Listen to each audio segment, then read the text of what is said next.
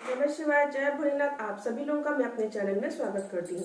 तो आज मैं बात कर रही हूँ एकादशी व्रत के बारे में कि हमको एकादशी का व्रत क्यों करना चाहिए। तो एकादशी का जो व्रत है इसके बारे में सभी शास्त्रों में बताया गया, चाहे वो पद्म पुराण हो, स्कंद पुराण हो, देवी भागवत हो और या फिर भागवत हो। तो एकादशी का जो व्रत है शास्त्रोक्त व्रत है, क्योंकि सभी शास्त्रों में इसके बारे में बताया गया है। तो एकादशी का व्रत हमको अवश्य ही रहना चाहिए।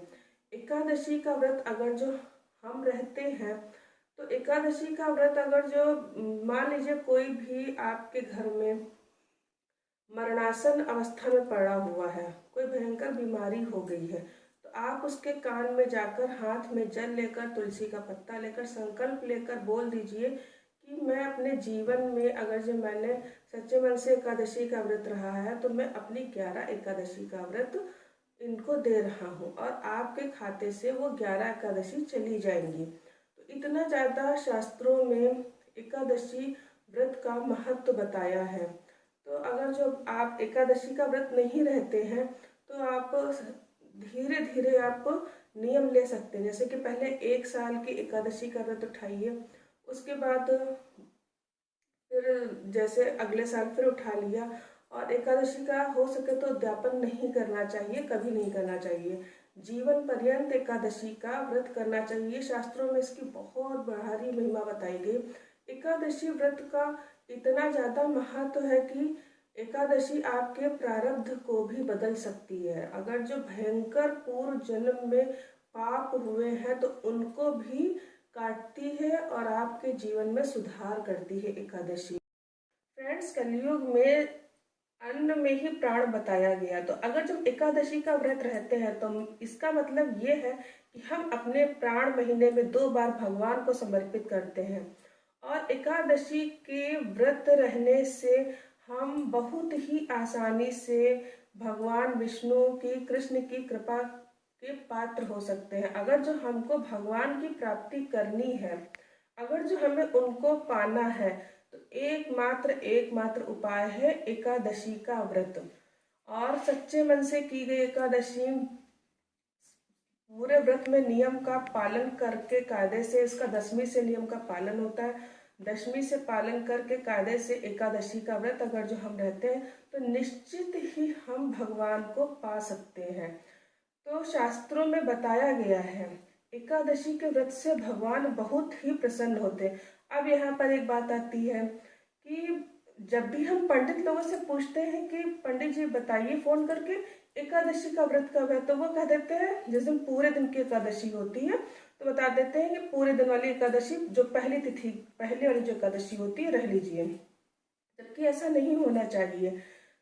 जो एकादशी में द्वादशी तिथि लगी होती है वही एकादशी का व्रत हमको करना चाहिए। जिस एकादशी में दशमी लगी होती है उसको विधा एकादशी कहते हैं।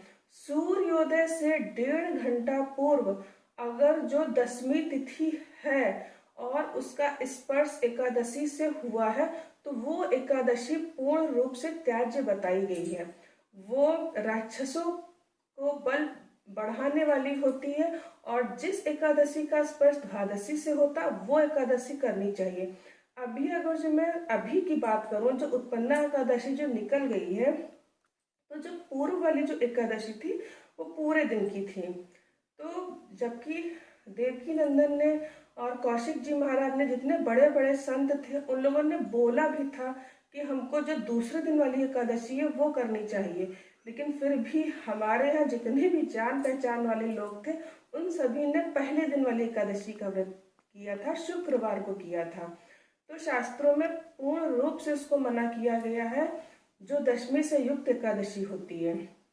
अगर जो एकादशी का स्पर्श सूर्योदय काल में कुछ घड़ी भी होता है और फिर द्वादशी लगती है तो हमको वही एकादशी रहनी चाहिए। वो शुद्ध एकादशी कही जाती है।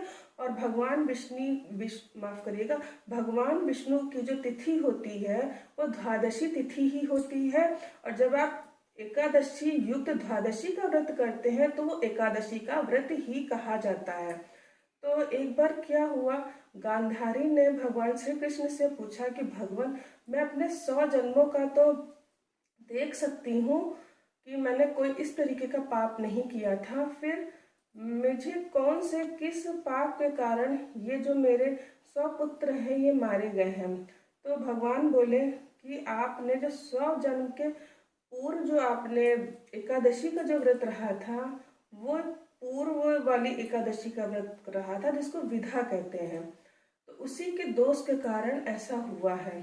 शास्त्रों में ऐसा प्रमाण मिलता है। तो फ्रेंड्स, एक छोटी सी रिक्वेस्ट है आप लोगों से कि आप जो है, जो बड़े बड़े जो ये हमारे जो जितने भी कथावाचक हैं, देवकी नंदन है और जो भी है अनिरुद्धाचार्य है, ये लोग भी कहते हैं कि जिसमें द्वादशी युक्त जो एकादशी हो वही हमको करनी चाहिए। ऐसा शास्त्रों में भी प्रमाण मिलता है। पद्म पुराण के अनुसार जिस एकादशी में द्वादशी का स्पर्श हो वही एकादशी रहने के लिए बताया गया है। तो फ्रेंड्स, अगर जो ये जानकारी आपको अच्छी लगती है तो इसको ज़्यादा से ज़्यादा शेयर करें और चैनल को सब्सक्राइब करें। नमस्कार, जय भोलेनाथ।